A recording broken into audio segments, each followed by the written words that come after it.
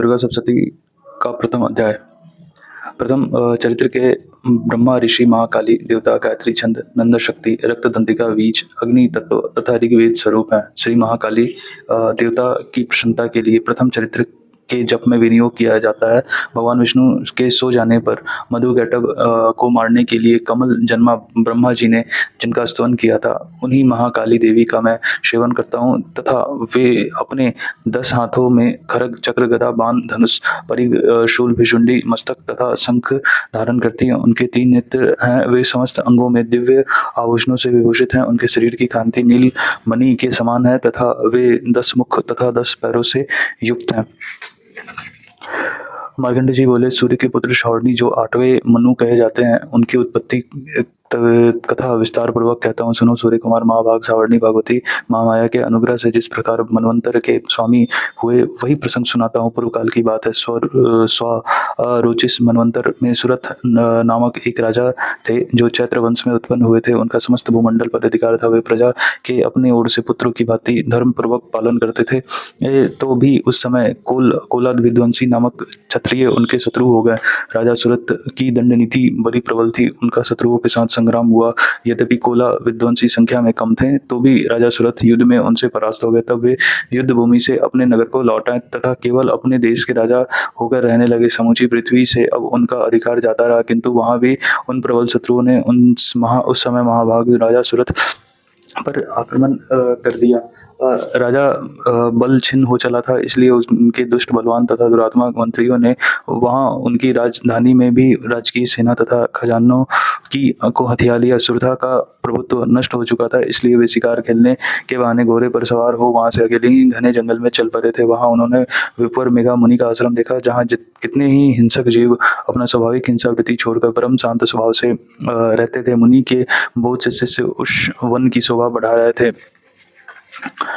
वहां जाने पर मुनि ने उनका सत्कार किया तथा वे उन मुनि श्रेष्ठ के आश्रम पर इधर उधर विचरते हुए कुछ काल तक रहे। फिर ममता से आकृष्ट चित्त होकर वहां से इस प्रकार चिंता करने लगे, पूर्व काल में मेरे पूर्वजनों ने जिसका पालन किया था, वही नगर आज मुझसे रहित है। पता नहीं मेरे दुराचारी भृत्यगण उसकी धर्म पूर्वक रक्षा करते हैं या नहीं। जो सदा मद की वर्षा करने वाला तथा सूरवीर था, वह मेरा प्रधान हाथी अब शत्रुओं के अधीन होकर न जाने किन भोगों को भोगता होगा। जो लोग मेरी कृपा, धन तथा भोजन पाने से सदा मेरे पीछे पीछे चलते थे, वे निश्चय ही अब दूसरे राजाओं का अनुसरण करते होंगे। उन अपव्ययी लोगों के द्वारा सदा खर्च होते रहने के कारण अत्यंत कष्ट से जमा किया हुआ मेरा वह खजाना खाली हो जाएगा। ये तथा और भी कई बातें राजा सुरथ निरंतर सोचते रहते थे। एक दिन उन्होंने वहां विप्रवर मेघा के आश्रम के निकट एक वैश्य को देखा तथा पूछा, भाई तुम कौन हो? यहाँ तुम्हारे आने का कारण क्या है? तुम क्यों शोकग्रस्त तथा अनमने से दिखाई देते हो? राजा सुरथ का यह प्रेम पूर्वक कहा हुआ वचन सुनकर वैश्य ने विनीत भाव से कहा, उन्हें प्रणाम करके कहा। वैश्य बोला, हे राजन, मैं धनियों के कुल में उत्पन्न एक वैश्य हूँ। मेरा नाम समाधि है। मेरे दुष्ट स्त्री पुत्रों ने उन धन के लोभ से मुझे घर से बाहर निकाल दिया है। मैं इस समय धन, स्त्री और पुत्रों से वंचित हूँ। मेरे विश्वसनीय बंधुओं ने मेरा ही धन लेकर मुझे दूर कर दिया, इसलिए दुखी होकर मैं वन में चला आया हूँ। यहाँ रहकर मैं इस बात को नहीं जानता कि मेरे पुत्रों की, स्त्री की तथा स्वजनों की कुशल है या नहीं। इस समय घर में कुशल से रहते हैं अथवा उन्हें कोई कष्ट है। वे मेरे पुत्र कैसे हैं? क्या वे सदाचारी हैं अथवा दुराचारी हो गए? राजा ने पूछा, जिन लोभी स्त्री पुत्र आदि ने धन के कारण तुम्हें घर से निकाल दिया, उनके प्रति तुम्हारे चित्त में इतना स्नेह का बंधन क्यों? वैश्य बोला, आप मेरे विषय में जैसी बात कहते हैं वह सब ठीक है, किंतु क्या करूं, मेरा मन निष्ठुरता नहीं धारण करता। जिन्होंने धन के लोभ में पड़कर पिता के प्रति स्नेह, पति के प्रति प्रेम तथा आत्मीय जन के प्रति अनुराग को तिलांजलि दे मुझे घर से निकाल दिया है, उन्हीं के प्रति मेरे हृदय में इतना स्नेह है। महामते गुणहीन बंधुओं के प्रति भी जो मेरा चित्त इस प्रकार प्रेम मग्न हो रहा है, यह क्या है? इस बात को मैं जानकर भी नहीं जान पाता। उनके लिए मैं लंबी सांसें ले रहा हूँ और मेरा हृदय अत्यंत दुखित हो रहा है। उन लोगों में प्रेम का सर्वथा अभाव है, तो भी उनके प्रति जो मेरा मन निष्ठुर नहीं हो पाता, इसके लिए क्या करूं? मार्कंडेय जी कहते हैं कि ब्राह्मण तदंतर राजाओं में श्रेष्ठ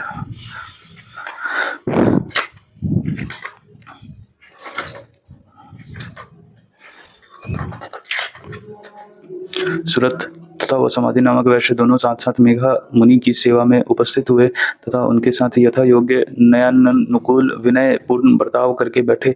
तत्पश्चात वैश्य तथा राजा ने कुछ वार्तालाप आरंभ किया। राजा ने कहा, भगवान, मैं आपसे एक बात पूछना चाहता हूँ, उसे बताइए। मेरा चित्त अपने अधीन न होने के कारण वह बात मेरे मन को बहुत दुखी देती है। जो राज्य मेरे हाथ से चला गया है उसमें उसमें और उसके संपूर्ण अंगों में मेरी ममता बनी हुई है। मुनिश्रेष्ठ, यह जानते हुए भी कि वह मेरा नहीं है, अज्ञानी की भांति मुझे उसके लिए दुख होता है, यह क्या है? इधर वह वैश्य भी घर से अपमानित होकर आया था। इसके पुत्र, स्त्री तथा भृत्यों ने इसे छोड़ दिया है। स्वजनों ने भी इसका परित्याग कर दिया है, तो भी यह उनके प्रति अत्यंत हार्दिक स्नेह रखता है। इस प्रकार यह तथा मैं दोनों ही बहुत ही दुखी हैं। जिसमें प्रत्यक्ष दोष देखा गया है, उस विषय के लिए भी हमारे मन में ममता जनित आकर्षण पैदा हो रहा है। महाभागे, हम दोनों समझदार हैं, तो भी हम में जो मोह पैदा हुआ है, यह क्या है? विवेक शून्य पुरुष की भांति मुझ में तथा इसमें भी यह मूढ़ता प्रत्यक्ष दिखाई देती है। ऋषि बोले, महाभाग, विषय मार्ग का ज्ञान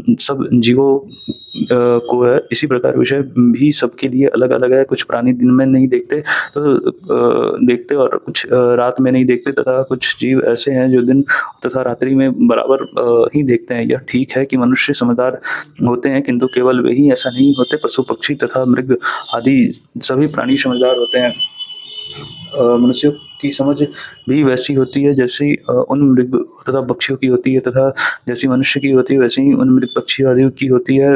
यह तथा अन्य बातें भी दोनों में समान ही है। समझ होने पर भी इन पक्षियों को तो देखो, यह स्वयं भूखे से पीड़ित होते हुए में मोहवश बच्चों की चोंच में कितने चाव से अन्न के दाने डाल रहे हैं। नरश्रेष्ठ, क्या तुम नहीं देखते कि ये मनुष्य समझदार होते हुए भी लोभवश अपने किए हुए उपकार का बदला पाने के लिए पुत्रों की अभिलाषा करते हैं? यद्यपि उन सब में समझ की कमी नहीं है, तथापि वे संसार की स्थिति, जन्म मरण की परंपरा बनाए रखने वाली भगवती महामाया के प्रभाव द्वारा ममता में भंवर से युक्त मोह के गहरे गर्त में गिराए गए हैं। इसलिए इसमें आश्चर्य नहीं करना चाहिए। जगदीश्वर भगवान विष्णु की योग निद्रा रूपा जो भगवती महामाया है, उन्हीं से यह जगत मोहित हो रहा है। वे भगवती महामाया देवी ज्ञानियों के भी चित्त को बलपूर्वक खींचकर मोह में डाल देती हैं। वे ही संपूर्ण चराचर जगत की सृष्टि करती हैं, तथा वे ही प्रसन्न होने पर मनुष्यों को मुक्ति के लिए वरदान देती हैं। वे ही पराविद्या, संसार बंधन तथा मोक्ष की हेतुभूता सनातनी देवी तथा संपूर्ण ईश्वरों की अधीश्वरी हैं। राजा ने पूछा, भगवान, जिन्हें आप महामाया कहते हैं, वे देवी कौन है? ब्रह्मन, उनका आविर्भाव कैसे हुआ तथा उनके क्षेत्र कौन कौन है? ब्रह्मावेता में श्रेष्ठ महर्षि उन देवी का जैसा प्रभाव हो, जैसा स्वरूप हो तथा जिस प्रकार प्रादुर्भाव हुआ हो, वह सब हम आपके मुख से सुनना चाहते हैं। ऋषि बोले, हे राजन, वास्तव में तो माँ नित्य स्वरूपा ही हैं। संपूर्ण जगत उन्हीं का रूप है तथा उन्होंने समस्त विश्व को व्याप्त कर रखा है, तथापि उनका प्राकट्य उनके प्रकार से होता है। वह मुझसे सुनो, यद्यपि वे नित्य तथा अजन्मा, यथापि जब देवताओं का कार्य सिद्ध करने के लिए प्रकट होती हैं, उस समय लोक में उत्पन्न हुई कहलाती हैं। कल्प के अंत में जब संपूर्ण जगत एकार्ण व में निमग्न हो रहा था तथा सबके प्रभु भगवान विष्णु शेषनाग की सैया बिछाकर योग निद्रा का आश्रय ले सो रहे थे, उस समय उनके कानों के मैल से दो भयंकर असुर उत्पन्न हुए, जो मधु और कैटभ के नाम से विख्यात थे। वे दोनों ब्रह्मा जी का वध करने को तैयार हो गए थे। भगवान विष्णु के नाभि कमल से विराजमान प्रजापति ब्रह्मा जी ने जब उन दोनों भयानक असुरों को अपने पास आया देख तथा भगवान को सोया हुआ देखा, तब एकाग्रचित होकर उन्होंने भगवान विष्णु को जगाने के लिए उनके नेत्र में निवास करने वाली योग निद्रा का उत्पन्न किया था, जो इस विश्व की अधीश्वरी, जगत को धारण करने वाली, संसार का पालन तथा संहार करने वाली तथा तेज स्वरूप भगवान विष्णु की अनुपम शक्ति है। उन्हीं भगवती निद्रा देवी की भगवान ब्रह्मा स्तुति करने लगे। ब्रह्मा जी ने कहा, माता, तुम ही स्वाहा, तुम ही स्वधा तथा तुम ही वष्टकार हो। स्वर भी तुम्हारे ही स्वरूप हैं। तुम ही जीवनदायिनी सुधा हो। नित्य अक्षर प्रणव में अकार, उकार, मकार, इन तीन मात्राओं के रूप में तुम ही स्थित हो, तथा इन तीन मात्राओं के अतिरिक्त जो बिंदु रूपा नित्य अर्ध मात्रा है, जिसका विशेष रूप से उच्चारण नहीं किया जा सकता, वह भी तुम ही हो।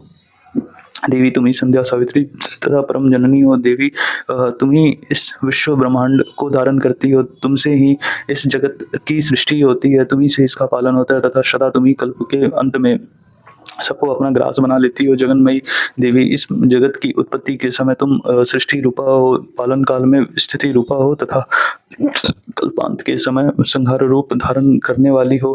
तुम ही महाविद्या, महामाया, महामेधा, महास्मृति, महामोहरूपा, महादेवी तथा महासुरी हो। तुम ही तीनों गुणों को उत्पन्न करने वाली सबकी प्रकृति हो। भयंकर कालरात्रि, महारात्रि तथा मोहरात्रि भी तुम ही हो। तुम ही श्री, तुम ही ईश्वरी, तुम ही हींग तथा तुम ही बौद्ध स्वरूपा बुद्धि हो। लज्जा, पुष्टि, तुष्टि, शांति तथा क्षमा भी तुम ही हो। तुम खरग धारणी, शूल धारणी, घोर रूपा तथा गदा, चक्र, शंख तथा धनुष धारण करने वाली हो। बाण, उशंडी तथा परिघ ये भी तुम्हारे अस्त्र हैं। तुम सौम्य तथा सौम्यतर हो। इतना ही नहीं, जितने भी सौम्य तथा सुंदर पदार्थ हैं उन सबकी अपेक्षा तुम अत्यधिक सुंदरी हो। पर और अपर सबसे परे रहने वाली माता तुम ही हो। और सुंदरी हो पर सर्वस्वरूपे माता, कहीं भी सत असत रूप जो कुछ वस्तुएं तथा उन सब की जो शक्ति हो वह तुम ही हो। ऐसी अवस्था में तुम्हारी स्थिति क्या हो सकती जो इस जगत की सृष्टि पालन तथा संहार करते हैं उन भगवान को भी जब तुमने निद्रा के अधीन कर दिया है, जब तुम्हारी स्तुति करने में यहाँ कौन समर्थ हो सकता है। मुझको और भगवान शंकर को तथा भगवान विष्णु को भी तुमने ही शरीर धारण कराया, अतः तुम्हारी स्तुति करने की शक्ति किसमें है देवी माँ।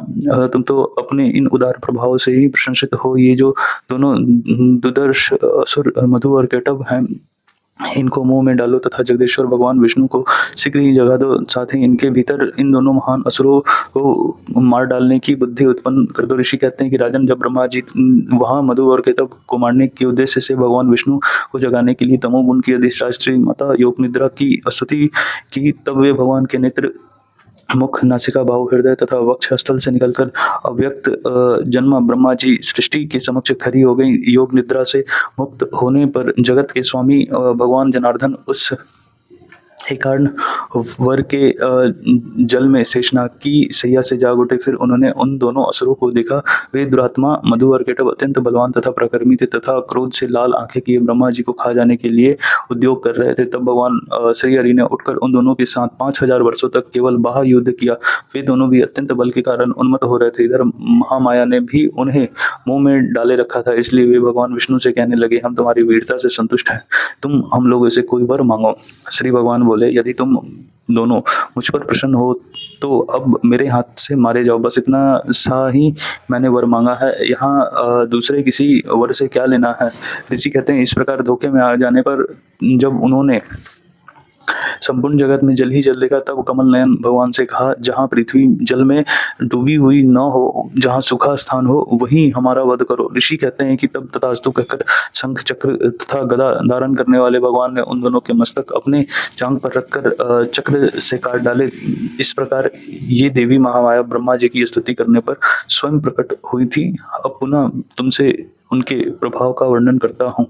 इस प्रकार श्री मार्कंड पुराण में सार्वणिक मन्वंतरी की कथा के अंतर्गत देवी महात्म्य में मधु केटव वध नामक पहला अध्याय पूरा हुआ। जय माता दी।